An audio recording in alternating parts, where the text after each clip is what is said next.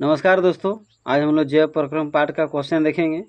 तो देखिए question number 2 है, स्तनधारी तथा पक्षियों में ऑक्सीजनित तथा विऑक्सीजनित रुधिर को अलग करना क्यों आवश्यक है।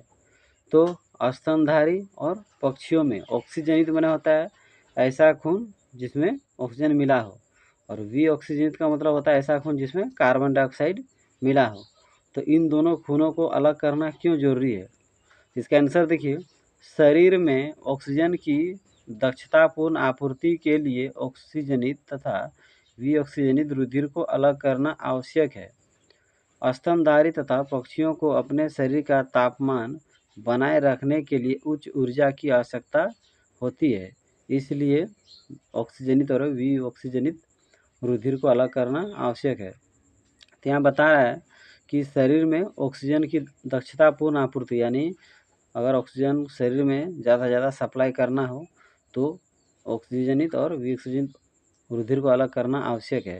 ये तापमान को बनाए रखने के लिए बहुत अधिक ऊर्जा की आवश्यकता होती है, और वो उसे अधिक ऊर्जा तभी मिलेगी जब उसे ज़्यादा से ज़्यादा ऑक्सीजन की प्राप्ति होगा। इसलिए ऑक्सीजनित यानी ऑक्सीजन वाले खून और विऑक्सीजन यानी कार्बन डाइऑक्साइड वाले खून को एक दूसरे से अलग करना बहुत ही ज़रूरी है।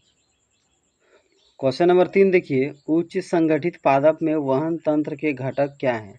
यानी पेड़ पौधों में वहन तंत्र जो है क्या क्या है। तो उच्च संगठित पादप में वहन तंत्र के दो घटक हैं, क्या है, जाइलम और फ्लोएम ऊतक।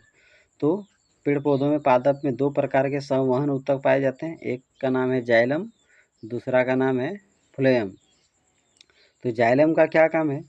जाइलम यह जल और खनिज लवणों का वहन करता है। पेड़ पौधों में जाइलम का काम है जल और खनिज लवण का वहन करानी। पेड़ पौधों में जाइलम जल और खनिज जड़ से खींचकर पौधे के सभी भागों में पहुंचाता है। फ्लोएम फ्लोएम का क्या काम है, यह प्रकाश संश्लेषण के उत्पाद का वहन करता है।